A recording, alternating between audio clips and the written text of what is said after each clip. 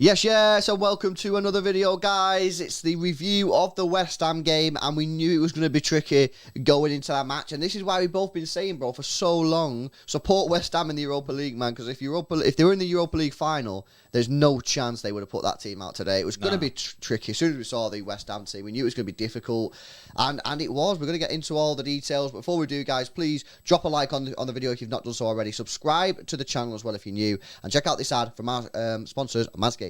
85% of partners prefer a man who is groomed below the waist, and 96% of partners think bad grooming is a major turn-off. That's where Manscaped have come in to help us all out, including myself, lads. The Lawnmower 4.0 is a trimmer specifically designed with our crown jewels in mind. It has skin-safe technology to reduce those nicks and cuts and gives you the maximum confidence while trimming below the waist. It's also IPX7 waterproof rated, so you can operate in wet or dry conditions. It has a premium 7,000 RPM motor with quiet stroke technology and a massive 90-minute battery time, which is supported by its wireless electromagnetic charging function.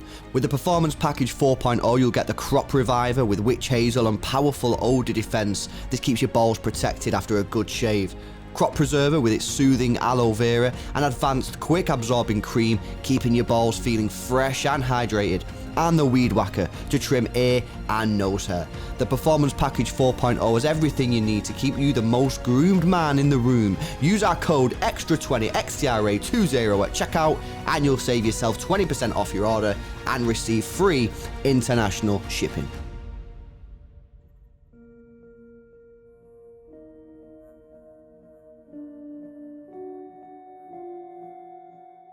Yes, all the details for Manscaped in the description. Right, pretty mad this, isn't it? I mean, we started the game, we knew what was happening, bro. It was basically City versus Atletico, right again. I remember when we did the Atletico stream, I never want to see that football again, and West Ham kind of ended that hope for me straight away, innit? Because they pulled it out of the bag and was like, yo, we're going to re-up that Atletico energy, where we put every man behind the ball. But the difference between Atletico and West Ham was that they were willing to leave Antonio really high up the pitch, which was creating real problems for City because he was basically winning all the one-on-ones with Fernandinho. He strengthened that, which you could kind of call before the game as well. But honestly, that was basically that was the kryptonite to us, because as soon as Bowen was getting the ball, Antonio was getting the ball, they're running out our defence. We kind of just crumbled every single time. Yeah, it was. I mean, let's talk about the defence then, guys. You know, we'll start with the bad things and then move on to the positives. The defence today was absolutely woeful. There's nothing else I can say about it. You know, Zinchenko, who is decent going forward. Defensively, he can be all right sometimes, and sometimes he can kind of have a bad time. Today, I thought that he really lacked concentration. I thought for the first goal, Jared Bowen, he completely let him run in. Played the second guy on side as well. I think he really struggled defensively. Fernandinho just, had a bit of a tricky time handling Antonio, and I'm not going to try and dig him out too much because I think most people have a difficult time handling Antonio. He's so good. I thought Laporte was probably our shining light in the defence today. I thought he was actually good again. I don't think he did too much wrong. He's been good for a while now. A lot of people talking about Ederson. Look, we've already made our point on Ederson. We're going to speak about Ederson after the season finishes rather than right now. But yeah, on the whole, the defence today, they really struggled against West Ham's counter-attacking football. And West Ham are a good side. They can counter-attack well, they defend well. But yeah, I mean, the defence today, they did struggle. The thing is with City, right, is our defence struggles against counter-attacks when we have our best defence. When you've got players like Walker, Ruben, everyone. Fair, I guess, yeah. So what you throw in these kind of same situations in where we already do struggle, into a broken defence, pretty much. You've got Fernandinho, who's not played centre back all year, pretty much. Who's 37, you know what I mean? And then you've got Laporte, obviously, who is one of the mainstays. Then you've got Zinchenko and Cancelo. You've not got like your Walkers and that in there, and your Ruben Diaz, who's more of your leader at the centre back. So you can kind of see the faults, and then I think. Didn't we concede a counter-attack in the last game as well? Against Wolves. It went 1-1, rapid. I'm pretty sure it was a counter-attack then. Yeah, it was, because Raheem Sterling lost the ball. That was the counter-attack. So that seems to be our, kryptonite at the moment, is that. Hopefully we can eradicate that next year and stuff and have a much fitter squad going into that season. But obviously we've got the cards that we've been dealt. Our defence isn't the best of situations right now. I'm not gonna go in and hound on anyone. I mean, yeah, Zinchenko lapsed concentration and that. I've seen people roasting Fernandinho quite a bit. But end of the day, it was just a shambles at the back. Yeah. It was just a shambles at the back for their goals. And then to be fair, you could probably look at it and say West Ham probably should have had more goals than the 2 that they had. They had chances. Obviously, the ones that stick out in my mind are the Antonio chip in the second half, and then you've got the Bowen chance where Laporte deflected it wide. Block. Very good block. Yeah. Like, if that goes in, bro, we're in the mud. It is. But yeah, look, basically, cut a long story short, defence was shit. We need to improve for the fucking last game of the season. Right, so it's 2-0 at half time, and I'm not going to lie, guys, those of you that watch along with us, I was struggling at half time. I was like, I don't see what's going to happen here. You know, I don't see how we're going to break this team down because we're really, really struggling. We didn't know how to fix it. Didn't know how to fix it. At this point, I was seriously considering just shut up shop and take the 2-0 and then hope that we can win the league on goal difference because I just didn't see us getting back into it. But for those people that question this team's mentality, the players on the pitch, the manager, they showed a bag load of mentality in that second half, bro. They come out within seconds. They were straight on it, trying to get the goal, showing a lot more desire, a lot more fight to try and get back into the game. Jack Grealish in the second half was superb. I really, really thought he was awesome. And yeah, we obviously got back into the game pretty quickly with that Jack Grealish goal. And it's 2-1 at that point. You're thinking, oh, this is a lot better. We've got a goal, which is good for the goal difference. Because, of course, if we lost the game, it would have gone down to goal difference. And it still could come down to goal difference, depending on what Liverpool do. But no, we went and got the second goal. And then you're thinking, oh, my God, this is the mentality. This is the fight that we want to see from this team. You got Patrice Evra talking about mentality. This was mentality. We had that big defeat against Real Madrid back in the Champions League only a week or so ago. To lose this game, 2-0 down, away from home, I think that them questions would have just come out again about the mentality of the team. True. Whereas in that second half, they come out and they showed a lot of fight. They played for the badge. They played for the shirt 100%. And, you know, players like, I thought Jack Grealish was awesome. I thought he was probably, you know, the man of the match, and we'll come through to the player ratings in a moment, and we'll tell you who got the man of the match. But second half was much better. We get the second goal. We have the penalty, and this is the thing about the penalty. A lot of people are going sick at Mahrez. Look, at the end of the day, you can't just ignore what went on before the penalty. We were 2-0 down. We managed to get it to 2-2. Yes, okay, we wanted to score the penalty, but the penalty wasn't the shittest penalty you've ever seen. The guy got it on target. It was a good height for the keeper, but it is what it is. We leave the game 2-2, and we got one more match against a 12th positioned Aston Villa who played 72 hours before the game. And at the end of the day, you win that game, you're Premier League champion. So for me, I thought the second half performance was absolutely stunning, and on another day, we could have gone on and won it. Yeah, it's a great point. It's a really, really good point for us. And the fact is that we came back and we fought for that point. There were situations in there where, like what I say, that we was pretty much writing it off. Like, we were in a position where we're going, we genuinely don't know how we're going to fix this. It's just going to repeat. But in the second half, was more direct, was fast passing, we were driving forward, players doing individual runs, which is not, we didn't see that too much in the first half. But we've seen like glimpses from like Zinchenko when he did it. You could see that they were getting in there and it was creating chances for us. Yeah. And I just feel like, end of the day, there'll be a lot of people disappointed with this result, but you have to take into context that we were 2-0 down.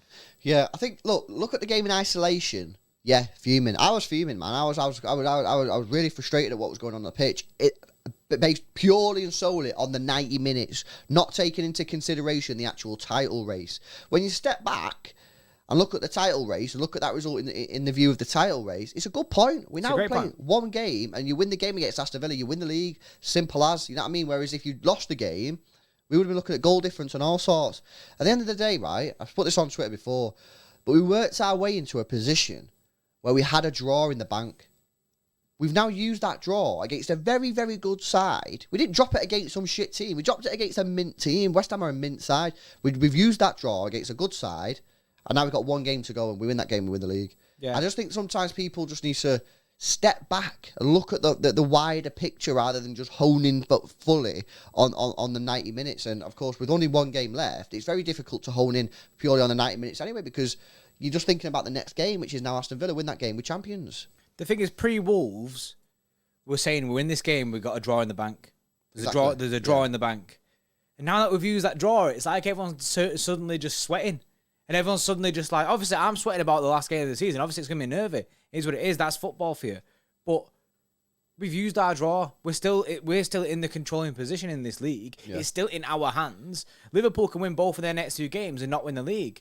It's down to what we do, whether Liverpool win the title or not, or whether we win the title or not. And I just think, if you'd have said to me at the beginning of the season, I said this on live on the watch along as well. If you said to me at the beginning of the season, you're going to be going to the last game of the season, you're 1 point clear, and you're playing Aston Villa last game of the season, do you back yourself?